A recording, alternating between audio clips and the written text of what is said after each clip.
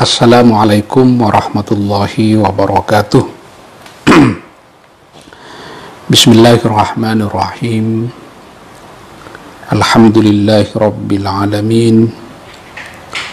Wassalatu wassalamu ala asyrafil anbiya'i wal mursalin Sayyidina Muhammadin wa alihi wa sahbihi ajma'in, amma ba'du. Sebelum kita memulai ngaji Fathul Mu'in, terlebih dahulu kita berkirim Fatihah kepada Syekh Zainuddin Al-Malibari dan Sayyid Abi Bakar Syata Ad-Dimyati. Mudah-mudahan kita mendapatkan barakah ilmu dari kedua beliau. Fatihah juga buat para orang tua kita yang telah mendahului kita. Mudah-mudahan amal ibadah mereka diterima oleh Allah, dosa-dosanya diampuni, dan para jemaah pengajian Fathul Mu'in yang sedang sakit mudah-mudahan disembuhkan oleh Allah Subhanahu wa ta'ala. Ala hadhihi niyyah wa likulli niyatin salihah. Al-Fatihah. A'udzubillahi minasyaitonir rajim. Bismillahirrahmanirrahim. Alhamdulillahi rabbil alamin. Ar-Rahmanir-Rahim, Maliki yaumiddin. Iyyaka na'budu wa iyyaka nasta'in. Ihdinas siratal mustaqim, siratal ladzina an'amta 'alaihim ghairil maghdubi 'alaihim waladdallin. Amin. Bismillahirrahmanirrahim. Faslun fi syurutis salati. Ini fasal menjelaskan mengenai syarat-syarat salat. Syurut, syarat-syarat salat. Syurut itu bentuk jamak dari kata syartun. Syartun, syurut. Tapi kalau syaratun, asyrat. Syartun kalau ra-nya disukunkan, syartun, bentuk jamaknya syurut, artinya syarat. Tapi kalau syaratun, ra-nya diberi harokat fathah, maka bentuk jamaknya asyrat. Itu artinya berbeda.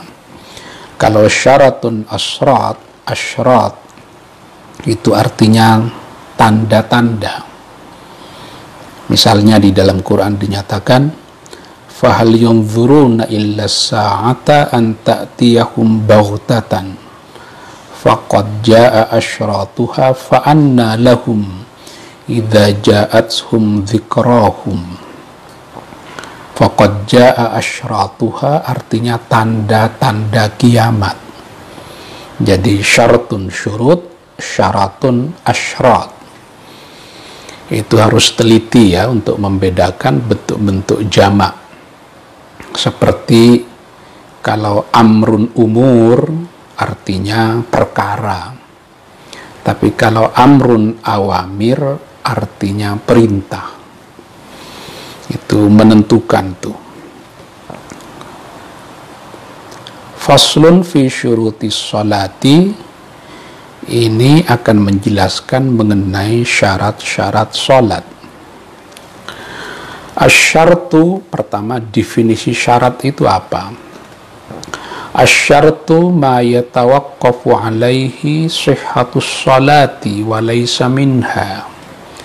Syarat itu adalah sesuatu yatawaqqafu yang bergantung alaihi pada ma kesahan sholat.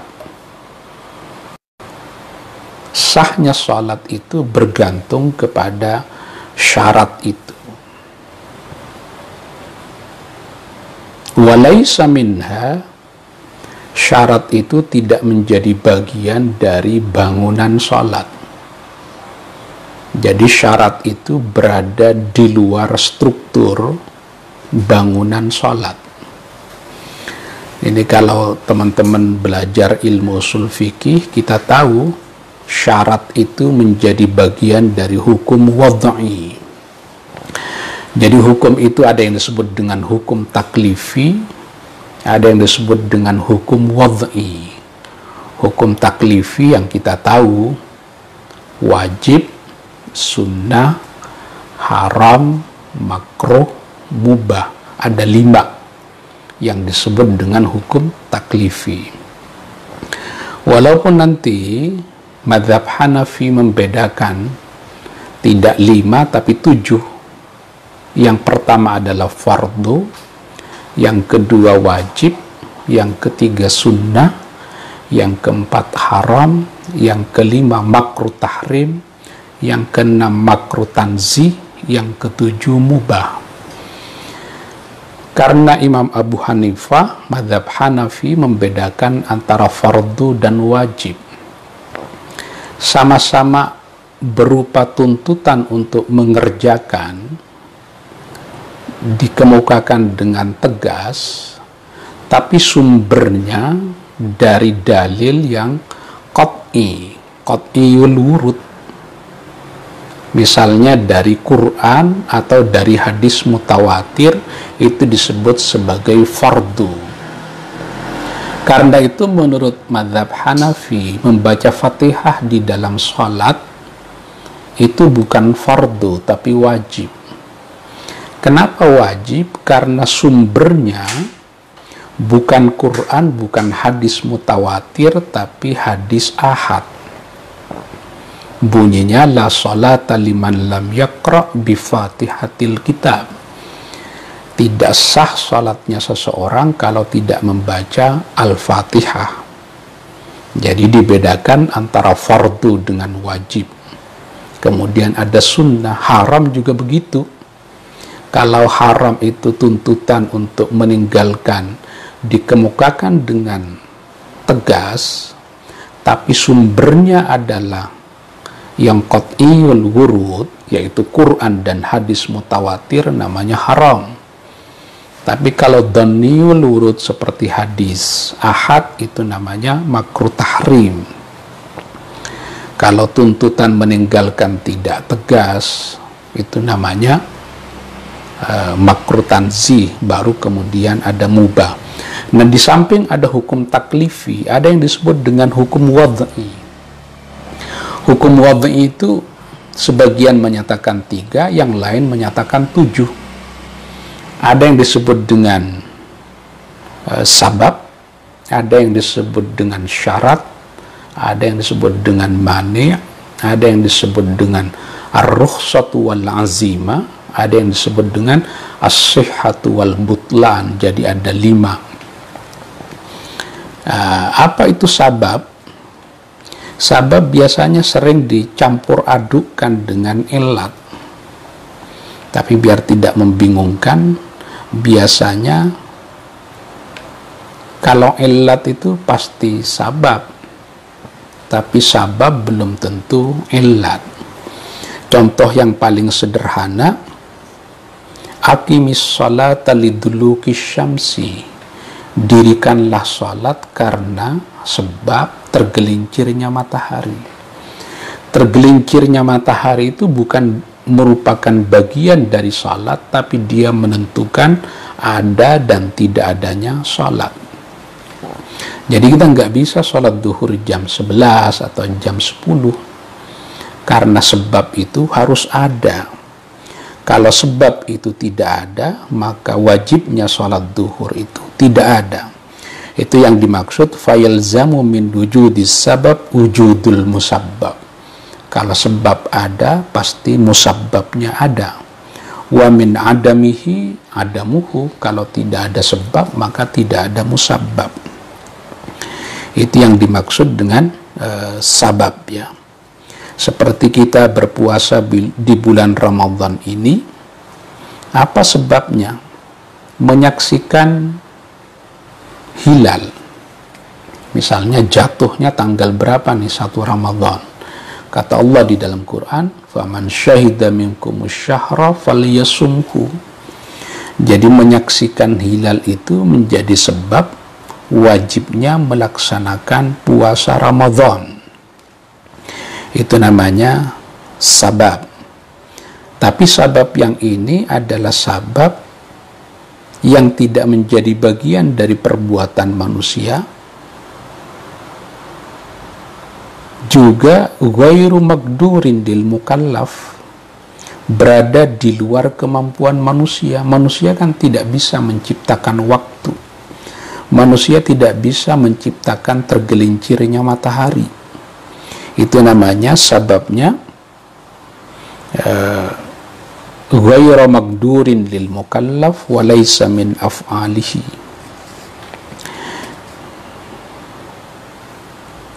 Seperti yang tadi itu sabab. Lalu ada yang disebut dengan syarat. Ini yang mau kita bahas nih, syarat ini. Syarat itu juga sesuatu yang berada di luar bangunan sholat misalnya. Misalnya yang menjadi syarat, ini kita harus tahu ya, yang mau kita bahas ini adalah syarat sahnya sholat, bukan syarat wajibnya sholat. Jadi ada syaratu wujubis sholat, ada syaratu sihhatis sholat. Syarat wajibnya sholat kemarin sudah kita bahas. Dia harus Islam, balik, berakal, suci. Kalau orang non-muslim tidak punya kewajiban sholat. Anak kecil umur 3 tahun tidak punya kewajiban sholat. Orang gila tidak punya kewajiban sholat. Orang haid atau nifas tidak punya kewajiban sholat. Itu syurutu wujubis sholat, syarat wajibnya sholat. Yang mau kita bahas kali ini adalah syurutu sihhatis sholat, syarat sahnya sholat. Nah, syarat sahnya sholat itu harus ada biar sholat itu ada. Kalau syarat itu tidak ada, maka masyrutnya, sholatnya menjadi tidak ada. Tentu banyak ya yang menjadi syarat sahnya sholat. Nanti kita bahas. Jadi syarat ini. Tapi syarat yang di sini disebut dengan syarat syar'i, karena yang menetapkan ini sebagai syarat adalah Allah dan Rasul-Nya. Yang menyatakan bahwa kita kalau mau sholat harus berwudu, itu Quran. Itu syarat sahnya sholat. Yang menyatakan bahwa kita kalau sholat itu harus menghadap kiblat, itu syarat tuh yang menciptakan. Yang menyatakan bahwa kita kalau sholat harus menutup aurat, itu syarat, tapi syaratnya syarat syar'i, karena yang membuat adalah Nabi. Itu syarat syar'i, karena nanti ada yang disebut dengan syarat ja'li namanya, syarat yang diciptakan oleh manusia. Misalnya laki dan perempuan cukup usia untuk menikah, lalu menikah. Pada saat menikah itu dibuat perjanjian yang disebut dengan ta'liq talak. Kalau kamu, suamiku, meninggalkan aku 6 bulan berturut-turut, misalnya suaminya dibikin kesepakatan, suami kalau meninggalkan istri 6 bulan berturut-turut, maka jatuh talak. Syarat ini tidak diciptakan oleh syara, tidak diciptakan oleh Allah, tidak diciptakan oleh Nabi, tapi diciptakan oleh kesepakatan kedua belah pihak. Itu yang dimaksud dengan syarat ja'li ya, syarat yang diciptakan sendiri oleh manusia. Seperti kita bersepakat di Indonesia untuk tunduk patuh kepada Pancasila dan Undang-Undang Dasar 45. Itu tidak ada di dalam Quran, tidak ada di dalam hadis agar kita tunduk patuh pada Undang-Undang Dasar 45. Ini syarat dibikin oleh manusia. Itu sama mengikatnya dengan syarat yang diciptakan oleh syara, oleh Nabi, oleh Allah. Makanya ada hadis yang menyatakan al-muslimuna ala syurutihim. Orang Islam itu terikat dengan syarat-syarat yang diciptakannya sendiri.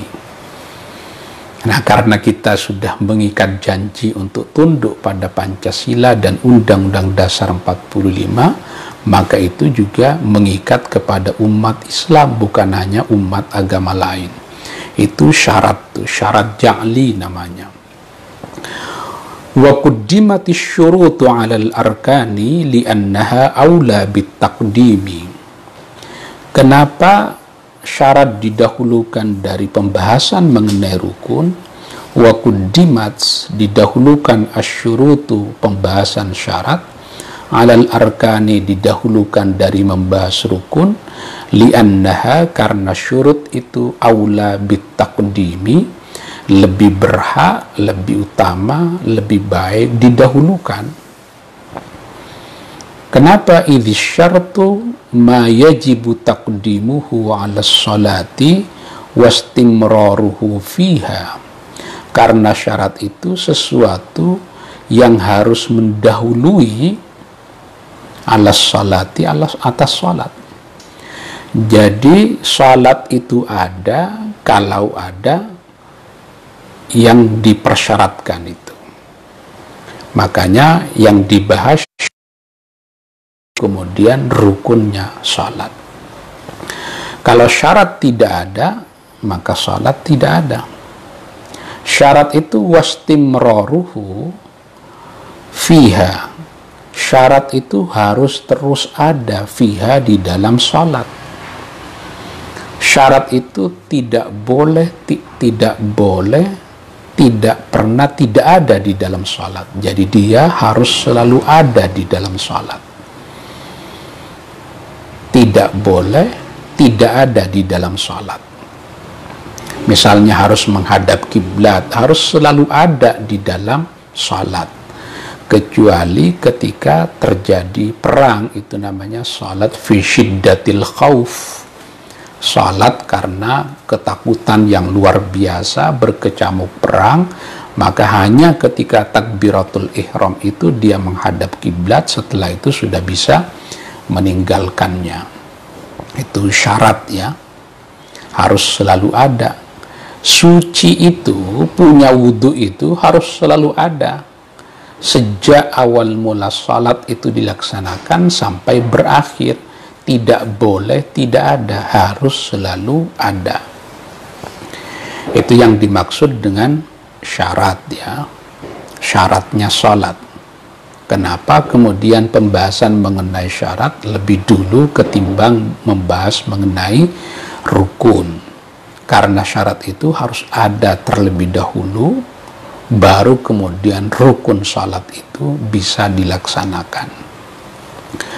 Syurutus sholati khamsatun, syarat-syarat sahnya salat itu ada 5. Ahaduha, salah satu dari yang 5, taharatun an hadatsin wa janabatin, suci dari hadas dan junub. Jadi syarat pertama orang kalau mau melaksanakan salat itu, pertama harus suci dari hadas dan junub. Kalau junub tidak boleh melakukan salat. Kalau tidak punya wudhu tidak boleh melakukan salat. At-taharatu lughatan an-nadhafatu wal khulusu minad danasi. Suci itu apa? Suci lughatan secara etimologi, an-nadhafatu bersih, wal khulusu sama bersih juga. Ini namanya atof tafsir. Nadhafah ya ditafsiri dengan al khulusu, bebas, bersih, minad danasi, dari kotoran. Jadi at-taharatu lughatan an-nadhafatu wal khulusu minad danasi. An-nadhafatu itu jadi khabar ya. At-taharatu lughatan an-nadhafatu wal khulusu minad danasi. Karena ada yang minta harus membahas mengenai nahwu sarraf juga katanya. Wa syar'an, sedangkan secara syara yang dimaksud dengan tahara itu adalah raf'ul man'il mutarattibi 'alal hadathi awin najasi, menghilangkan penghalang al-mutarattibi yang terkait dengan apa? Alal hadathi, terkait dengan hadats, awin najasi, atau terkait dengan najis. Ada najis di sarung kita, nah, lalu dibersihkan. Kita tidak punya wudu, lalu kita berwudu, itu hadas ya. Ada hadas kecil, ada hadas besar. Kalau hadas kecil ya tidak punya wudu, kalau hadas besar ya junub, ya haid, ya nifas. Jadi pengertian dari suci secara bahasa, bersih dari kotoran, sedangkan secara syar'i pengertiannya menghilangkan segala penghalang yang terkait dengan hadas dan najis. Awin najasi, kalau awin najasi, najasun itu masdarnya ya. Kalau najisun itu isim sifat, itu isim sifat ya, sifat musyabbihah, najisun, najis, najusa yanjusu najasan fahuwa najisun. Bolehkah satu kampung mengadakan 2 sholat id, yang satu jamaah di masjid sedangkan jamaah lain di musalla? Ini Abi Haikal ya. Penting diketahui ini untuk hari Minggu mungkin, karena kita akan sholat Idul Fitri pada hari Minggu. Jangan lupa bahwa sholat id itu, ini menjawab pertanyaan, sambil ngaji sambil jawab pertanyaan. Sholat id itu hukumnya sunnah muakkadah. Maksimal ada yang menyatakan fardu kifayah. Jadi tidak sampai ke dalam derajat fardu ain. Karena itu yang wajib pada tanggal 1 Syawal itu bukan sholat idnya, tapi tidak berpuasanya. Tidak berpuasa pada tanggal 1 Syawal itu wajib. Kalau toh berpuasa, puasanya tidak sah. Sholat idnya itu sunnah. Nah, ini lagi musim virus COVID-19.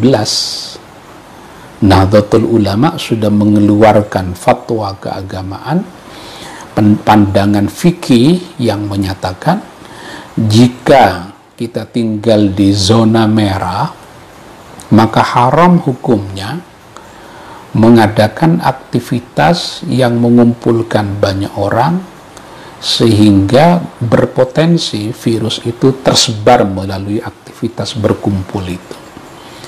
Karena kita sholat id di masjid atau di tanah lapang itu berpotensi terjadinya virus, perpindahan virus dari satu orang ke orang lain, maka kemudian haram hukumnya. Lalu bagaimana solusinya? Sholat idnya di rumah. Sholat idnya di rumah bersama keluarga. Kalau keluarganya lengkap, ada suami, ada istri, ada 5 orang anak, ya cukup ada yang menjadi imam, ada yang menjadi khatib, ada yang menjadi bilalnya kalau diperlukan. Tapi kalau tidak ada yang layak untuk menjadi khatib di dalam rumah itu, yang tidak usah khutbah id. Karena khutbah id itu bukan menjadi syarat sahnya salat id. Beda dengan khutbah Jumat. Jadi khutbah id itu sama sunnahnya dengan salat id. Dan khutbah id itu, khutbah Idul Fitri itu bukan merupakan syarat sahnya pelaksanaan sholat id. Artinya apa? Sholat id tanpa khutbah id itu dibolehkan. Misalnya hanya suami istri, tidak ada anak, ya sudah, tidak perlu ada khutbah Idul Fitri, cukup dengan sholat Idul Fitri, itu dibolehkan. Bagaimana kalau yang satu di masjid, jamaah yang lain di musalla? Yang dilarang kan berkumpulnya. Kalau ini Yang satu di masjid, satunya di musola, tergantung musolanya di mana. Karena makmum harus tahu gerak perpindahan imam. Jangan sampai imamnya sudah selesai 2 rakaat, makmumnya nggak tahu bahwa sudah selesai sholat. Itu dari Pak Abi Haikal ya, mengenai sholat Id, terutama pada saat sekarang ini, karena lagi pandemi ini. Tapi kalau di daerah-daerah di mana di desa-desa, di pedalaman tidak ada COVID-19, ya aktivitas bisa tetap berlangsung, melaksanakan sholat Id seperti biasa, nggak ada masalah.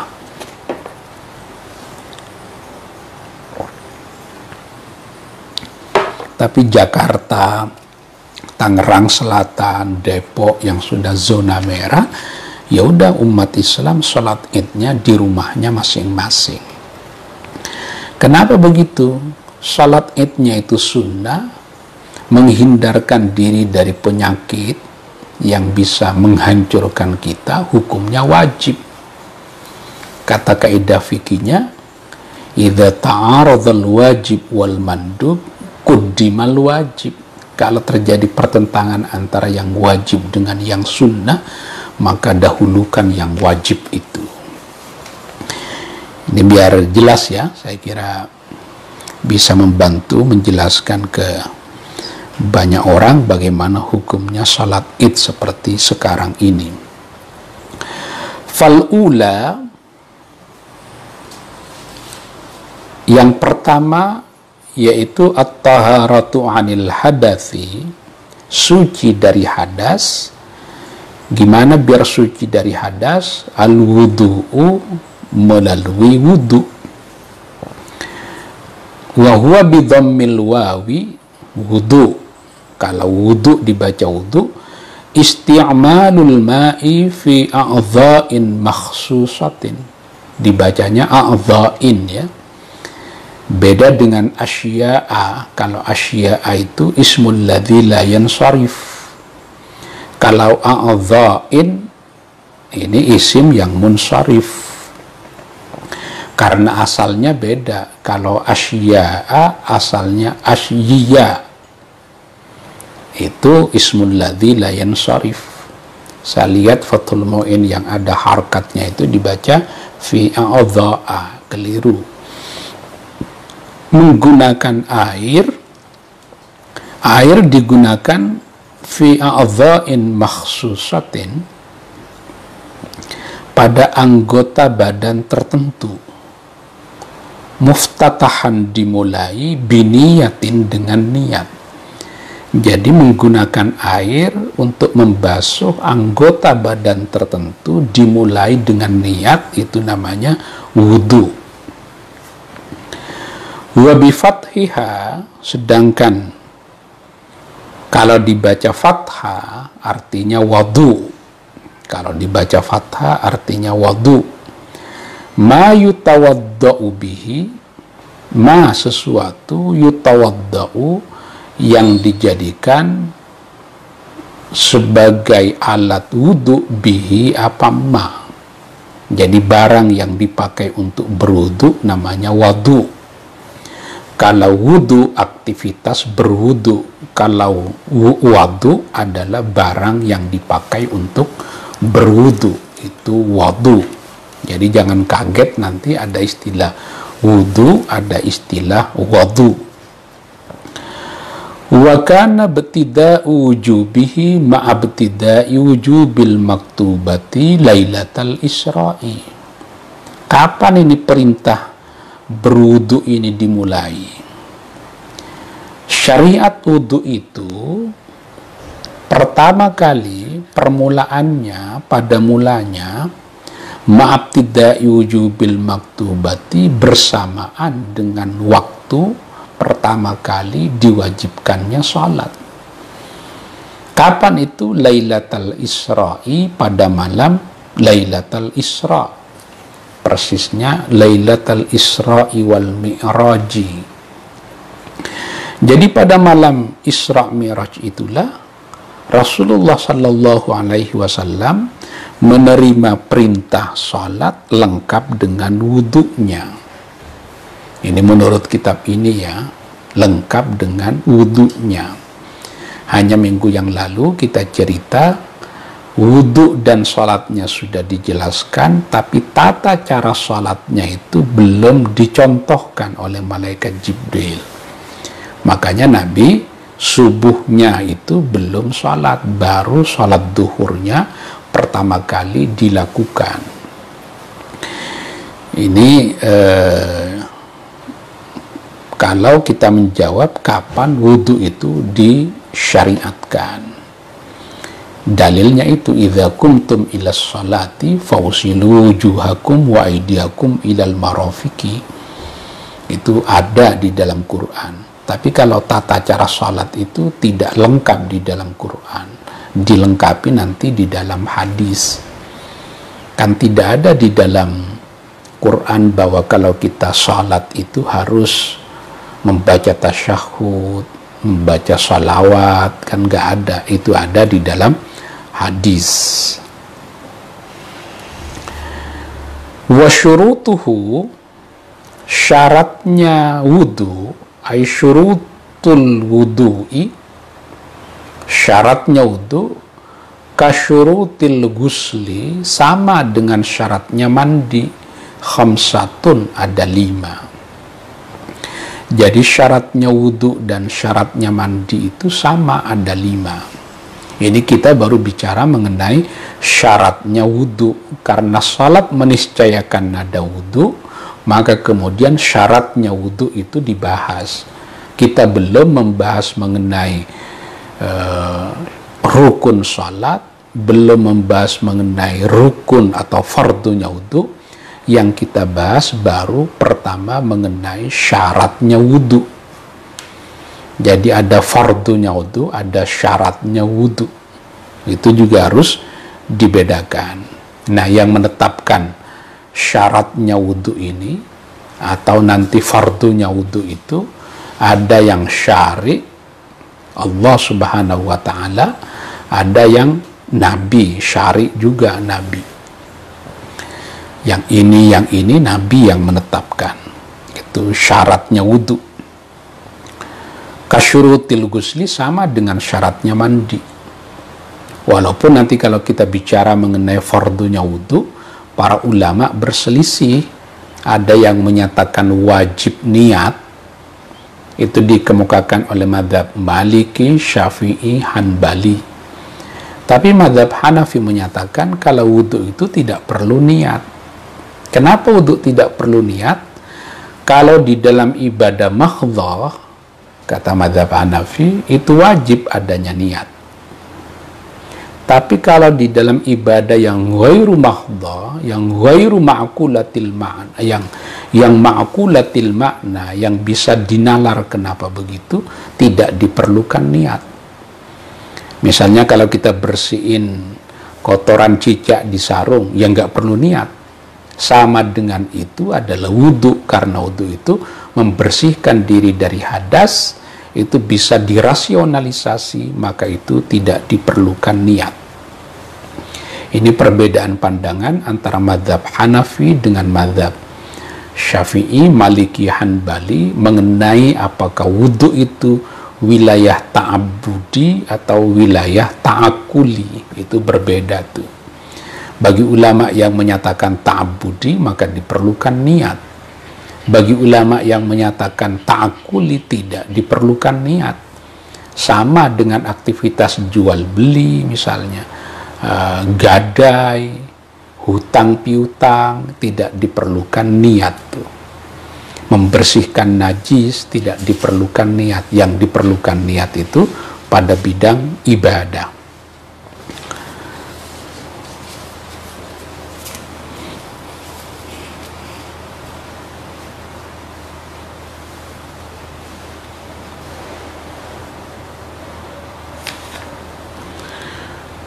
Ini ada pertanyaan tapi nggak ada kaitannya dengan pembahasan ya. Apakah kita wajib mengikuti Habib baik dauh ataupun cara hidupnya yang lain? Ini pertanyaan mancing-mancing sebenarnya ya, mancing-mancing untuk menjawab peristiwa hari ini, beberapa hari ini terjadi.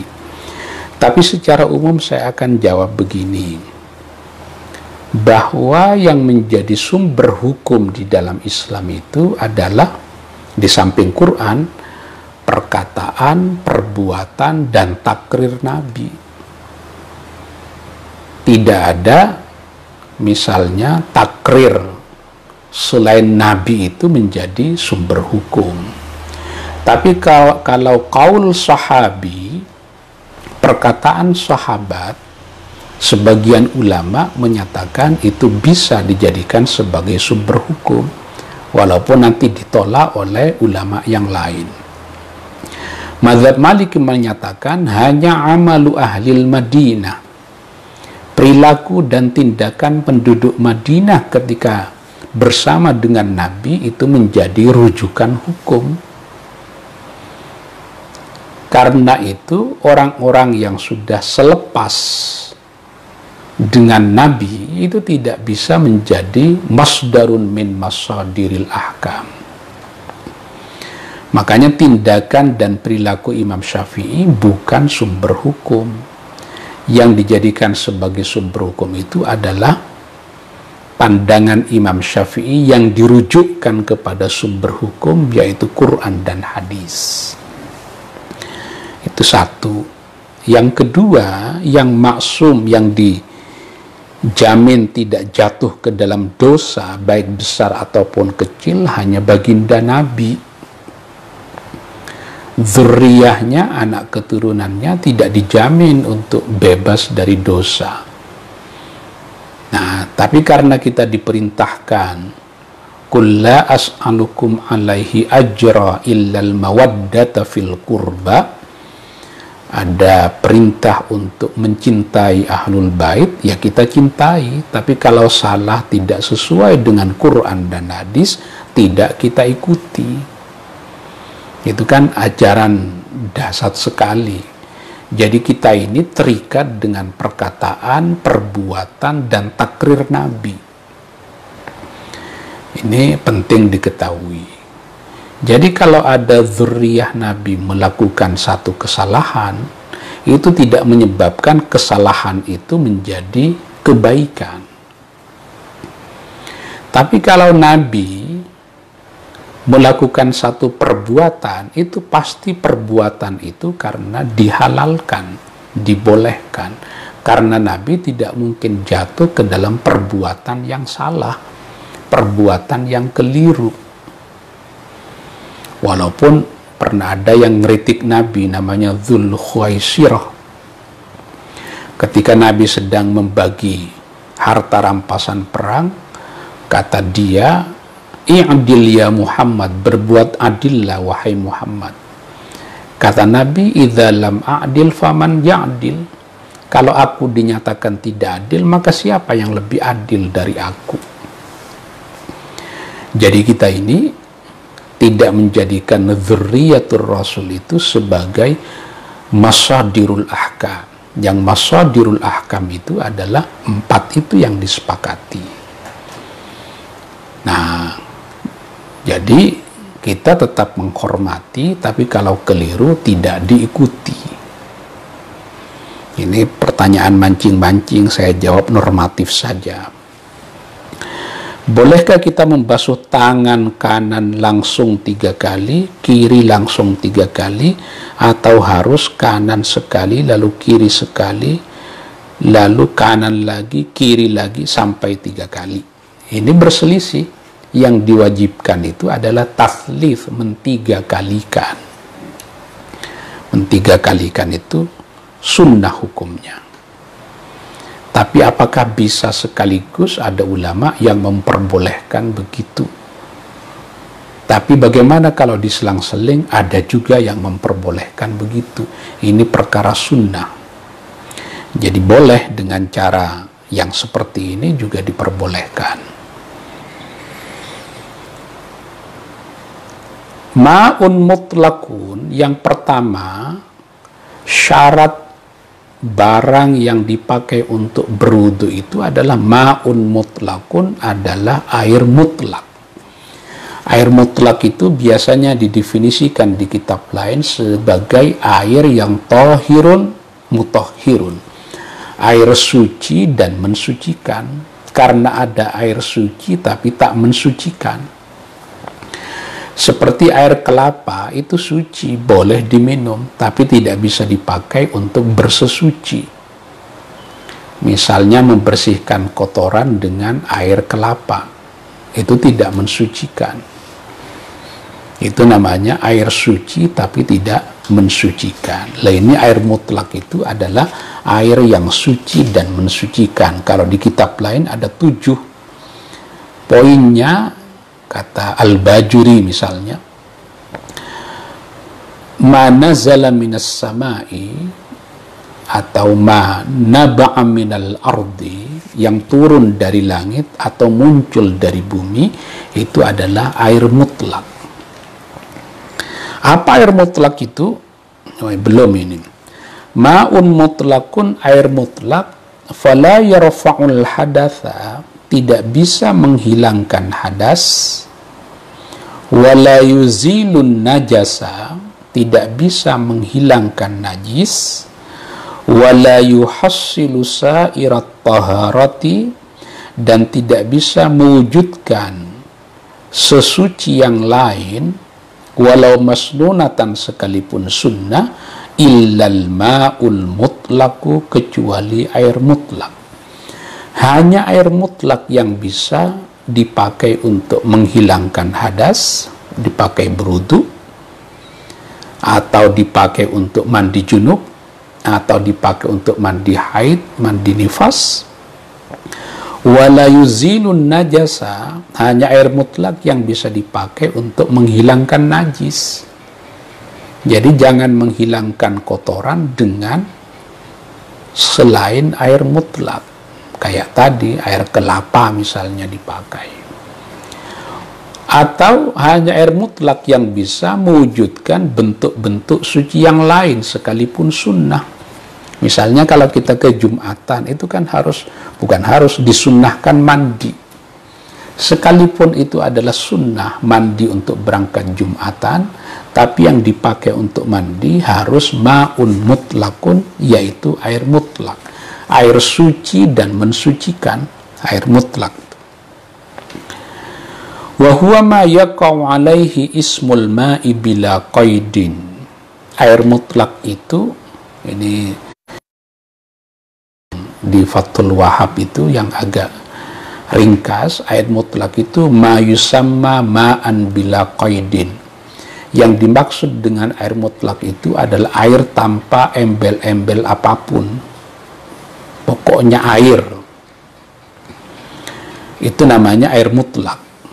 Wa in rasyaha min bukharil ma'it tahuril mughla, sekalipun tetap disebut air mutlak, sekalipun dia berupa tetesan dari air suci yang direbus, al-mughla, atau bisa dibaca al-maghliyi, bin bukharil ma'it tahuril maghliyi, atau al-mughla. Kalau maghliyi berarti fi'il madinya ghala yaghli ghalayanan, bukan ghalyanan, bukan ya. Sala yasilu sayalanan, tawafa yatufu tawafanan, ghala yaghli ghalayanan. Itu kadang sebagian orang bacanya keliru. Sayalanul ma'i dibaca sailanul ma'i, itu keliru. Karena ada wazan-wazannya tuh untuk membaca bentuk-bentuk masdar itu. Untuk mengingatkan santri-santri yang hafal alfiyah itu. Saya dulu hafal ya 1000 bait itu. Ini sisa-sisanya. Di dalam bab abniyatul masadir misalnya disebutkan, wa fa'alal lazimu mithlu qa'ada lahu fu'ulun bittiradin kaghada Wa fa'alal lazimu mithlu qa'ada lahu fu'ulun bittiradin kagada. Mestinya kan qa'ada yaqudu qu'udan. Tapi malam yakun mustaujiban fi'ala au fa'alanan fadri au fu'ala, kecuali ada yang mewajibkan menggunakan masdar malam yakun mustaujiban fi'ala au fa'alanan, atau bentuk fa'alanan au fu'ala, wazannya fu'ala. Kalau ada yang mewajibkan bentuknya fi'al, fa'alan, dan fu'al, maka harus begitu. Kapan itu? Fa'awwalun lidhimtina'in ka'aba wathani lilladhi qadha taqalluba. Kalau bentuk fi'ilnya artinya adalah berbolak-balik, kayak tawafa yatufu, bertawaf, maka bentuk masdarnya tawafanan. Sama dengan ini, ghala yauli ghalayanan, mendidih itu. Ini untuk mengingatkan yang belajar Alfiyah Ibnu Malik itu. Jadi sekalipun air itu menyucur atau menetes dari uap air suci yang direbus, ini kita lagi masak nasi nih, ngerebus air, itu kan ada uap ke atas, lalu ada air yang netes, itu juga disebut sebagai air mutlak. Itu kalau dikumpulin bisa dipakai untuk berwudu, bisa dipakai untuk menghilangkan najis. Jadi air yang menetes itu. Awistuhlika fihi al-khalitu, atau ada benda masuk ke dalam air itu tapi membentuk senyawa. Kalau di dalam ilmu kimia itu ada yang disebut dengan senyawa, ada yang disebut dengan larutan. Larutan di dalam ilmu fikih itu namanya mujawir. Kalau al-khalid ini bentuknya adalah senyawa, sehingga tidak bisa dibedakan lagi air yang itu bentuknya tetap, warnanya sama, baunya sama, pokok tidak menyebabkan air itu kehilangan identitas sebagai ma'un mutlak, maka dia tetap sebagai al-ma'ul mutlak. Bisa tetap begitu.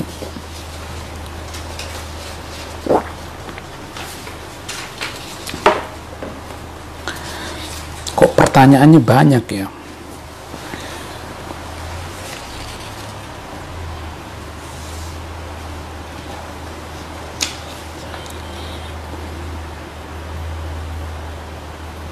Apakah maksud syarat dalam pembahasan ini sama juga maksud syarat dalam hukum wad'i? Iya, karena syarat ini harus ada biar masyrut itu ada. Kalau syarat tidak ada, maka masyrut itu tidak ada. Maka wudhu harus ada biar salat ada.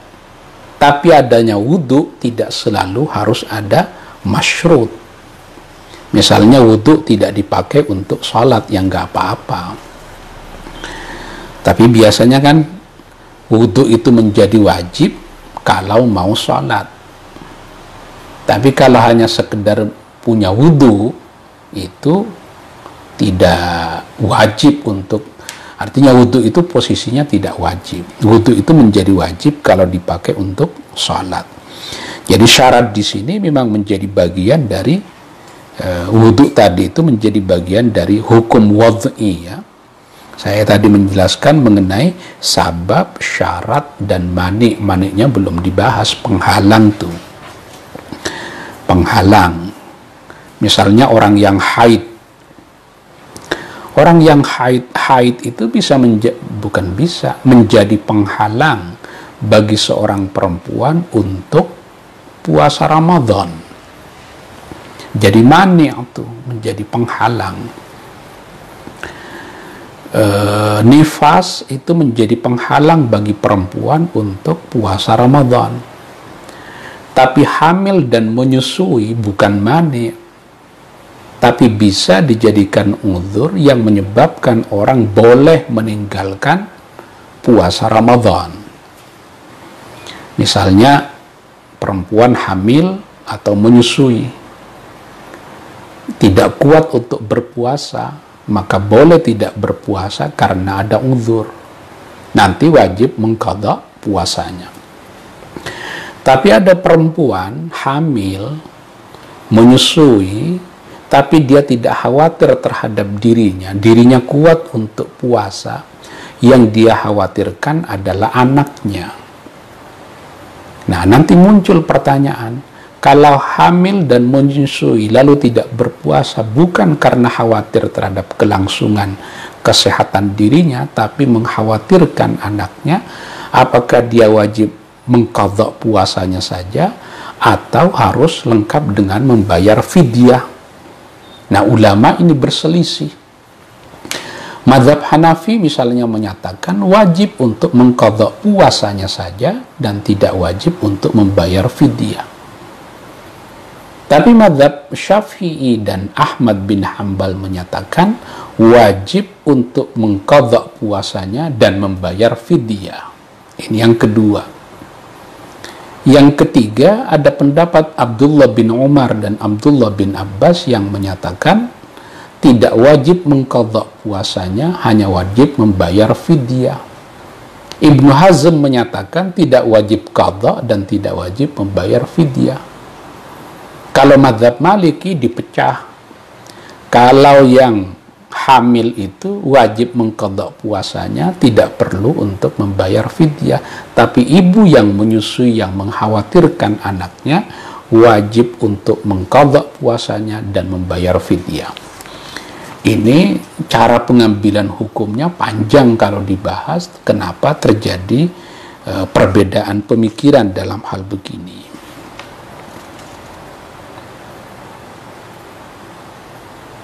Bagaimana kalau ada orang yang tak mampu melaksanakan dua kewajiban seperti sholat dan puasa?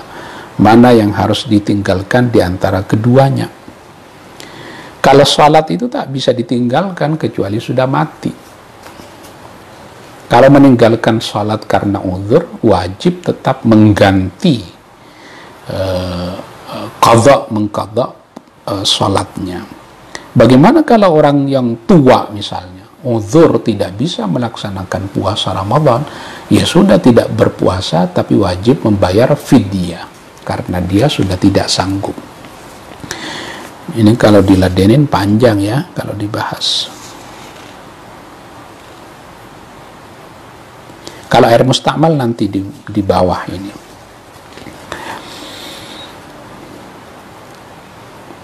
Au quyida bimuwafaqatil waqi'i, dibaca au quyida bisa diatafkan kepada wa in rasyaha, wa in quyida.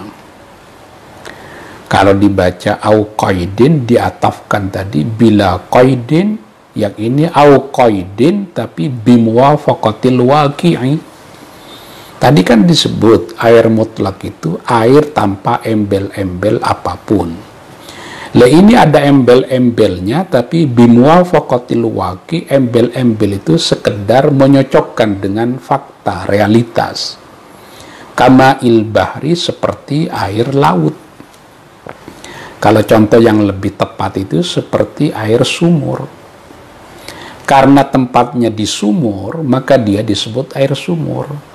Nanti kalau ditimba, dipindah ke timba menjadi air timba.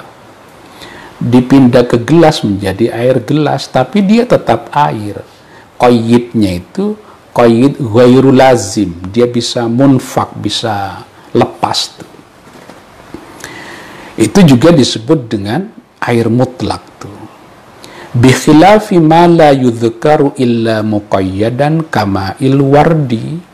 Beda halnya dengan sesuatu la yudhkaru tidak disebut illa muqayyadan kecuali ada qayyidnya, kama ilwardi seperti air mawar. Air mawar itu dipindah ke gelas tetap air mawar. Air mawar itu suci tapi tidak mensucikan. Misalnya air kelapa tuh, ya dipindah ke gelas tetap air kelapa. Itu namanya ada qayyidnya. Jadi ada ma'un mutlak, ada ma'un muqayyad. Ma'un mutlak itu bila qaidin, tanpa ada embel-embel, atau ada embel-embelnya, hanya sekedar mengikuti dengan fakta-fakta yang menyertai air itu.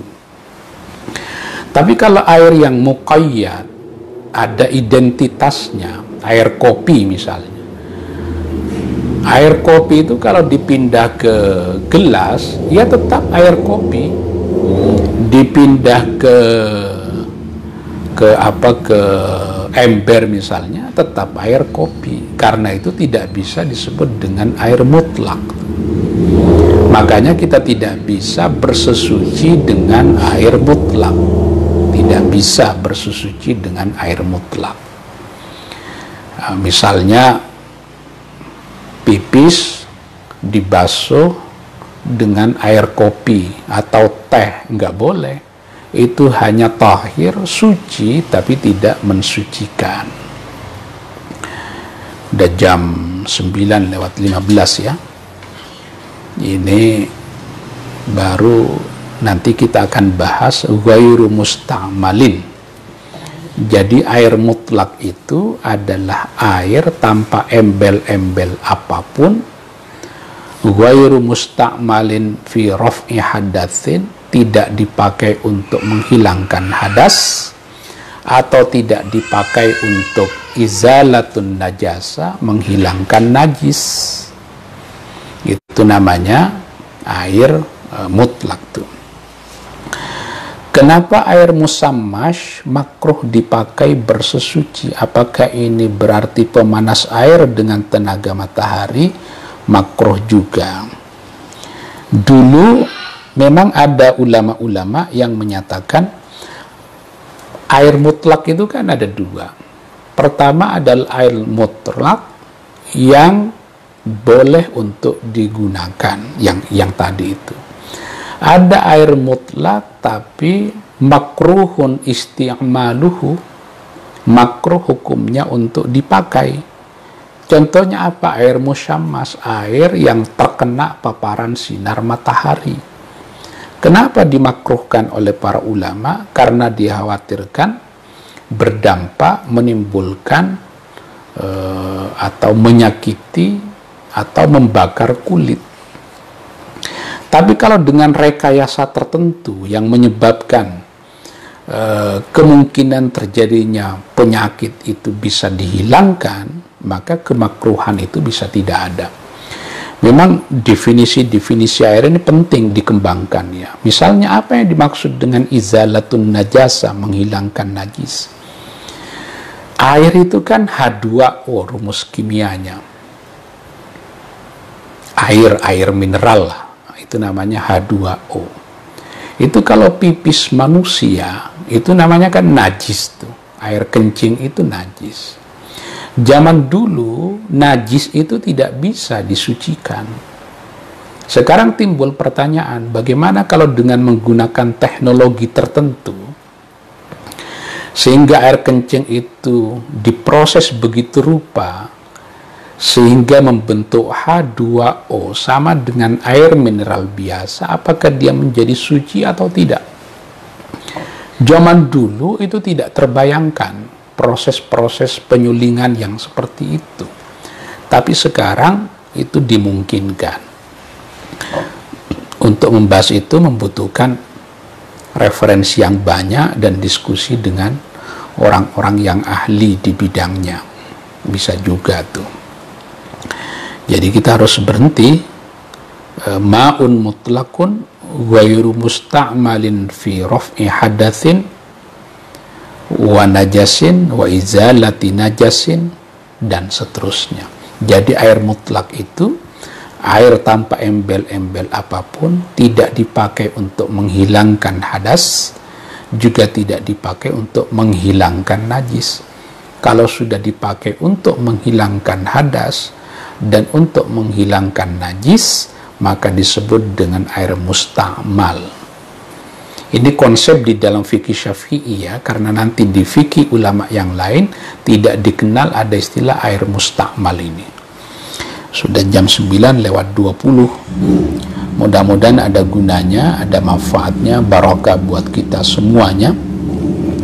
Karena besok sudah masuk ke malam takbiran, saya mengucapkan minal aidin wal faizin, mohon maaf lahir dan batin kalau ada salah-salah di dalam penjelasan ini atau ada perkataan-perkataan yang tidak sesuai dengan harapan teman-teman yang ikut pengajian ini. Dimaafkan semuanya. Kita nikmati suasana lebaran di rumah saja. Kurang lebihnya mohon maaf. Hadanallahu wa iyyakum ajma'in, wallahul muwaffiq ila aqwamit thoriq. Wassalamualaikum warahmatullahi wabarakatuh.